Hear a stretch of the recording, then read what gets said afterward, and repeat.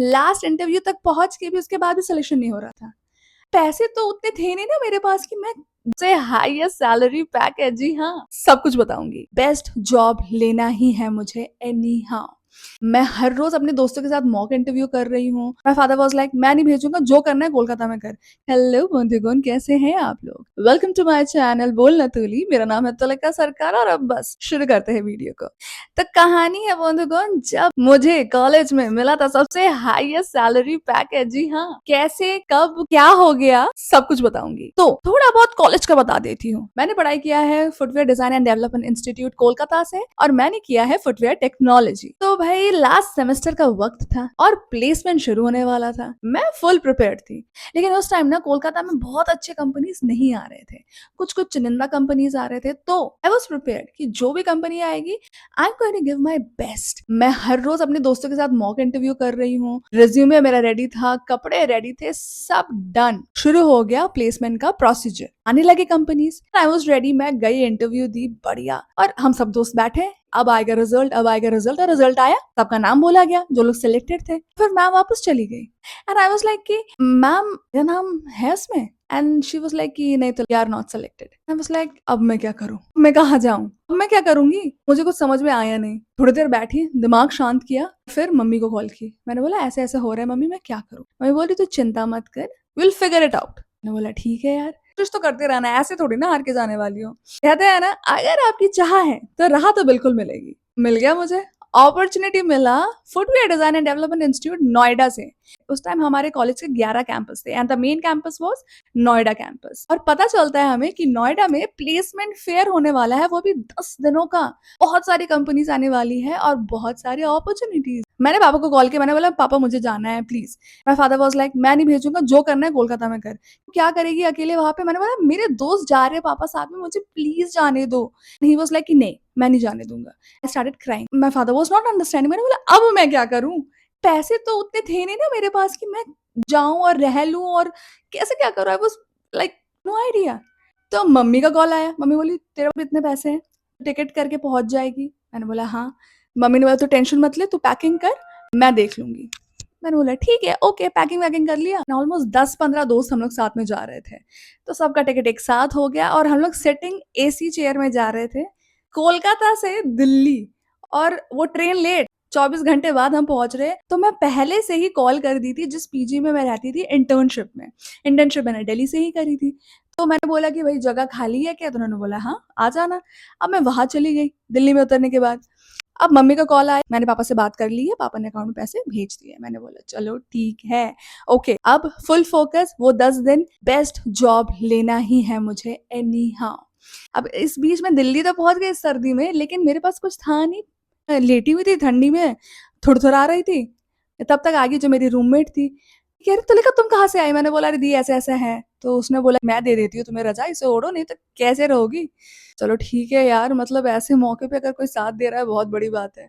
जो भी प्रॉब्लम्स थे ना, वो धीरे धीरे उसके सॉल्यूशंस निकलते जा रहे थे। अब next day I was full prepared. College पहुंच गए, दोस्त लोग भी पहुंच गए और इंटरव्यू स्टार्ट हो गए। एक के बाद एक इंटरव्यूज दे रही है, एक के बाद एक इंटरव्यूज दे रही है। अच्छा, सिलेक्शन भी होता जा रहा है, कभी एचआर राउंड से निकल जा रही हूँ, कभी पर्सनल इंटरव्यू से निकल जा रही हूँ, कभी ग्रुप डिस्कशन के बाद निकल जा रही हूँ। मतलब मैं लास्ट इंटरव्यू तक पहुंच के भी उसके बाद भी सिलेक्शन नहीं हो रहा था। ऐसा करते करते 8 दिन बीत गए, लास्ट के 2 दिन बचे थे। एंड आई वाज लाइक कि अगर अब सिलेक्शन नहीं हुआ तो मुझे नहीं पता कि मैं पापा को क्या जवाब देने वाली हूँ। कि मतलब इतना कुछ बगावत करके इधर आई हूँ, मम्मी मनाई है, पैसे भेजे गए हैं, और अगर खाली हाथ जाऊंगी तो किस मुंह से जाऊंगी वापस? तो आई वाज नील, मुझे नहीं पता क्या होने वाला है। पर ऐसा था कि तो लगा सरकार, गिव योर बेस्ट, 2 दिन बचा है, अपना बेस्ट दो। अब 9th डे वहां पे 2 कंपनीज आई थी जिसमें मेरा सिलेक्शन हो गया था। उन्होंने बोला कि आप लास्ट इंटरव्यू के लिए हमारे ऑफिस आएंगे। मैंने बोला चलो ठीक है यार, राहत तो मिली थोड़ी बहुत। बहुत अच्छा पैकेज नहीं था, नॉर्मल पैकेज था, बट आई वाज लाइक कि ठीक है, खाली हाथ नहीं जाऊंगी। तो मैंने बोला चलो ठीक है, अब लास्ट डे का इंटरव्यू देने की जरूरत ही नहीं है। वो लोग कॉल करेंगे, मैं चली जाऊंगी उनके ऑफिस। कॉल का वेट कर रही हूँ उन लोगों का कि कॉल करेंगे फाइनल इंटरव्यू के लिए, अपने ऑफिस बुलाएंगे, लेकिन उनका कोई कॉल नहीं। सोचो मैं क्या करूँ क्या करूँ। मैंने सोचा चलो ठीक है, एक काम करते हैं, लास्ट डे बचा इंटरव्यू का, चलो चलते हैं, वो भी दे देते हैं। अब लास्ट डे जो इंटरव्यू था वो सबसे हाईएस्ट सैलरी पैकेज का था और मुझे कोई आइडिया नहीं था कि वो कंपनी कहाँ की है, क्या है, मुझे कुछ भी नहीं पता था।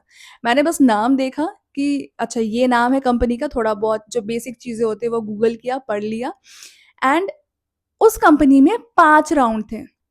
पहला राउंड था एप्टीट्यूड टेस्ट, वो क्रॉस किया।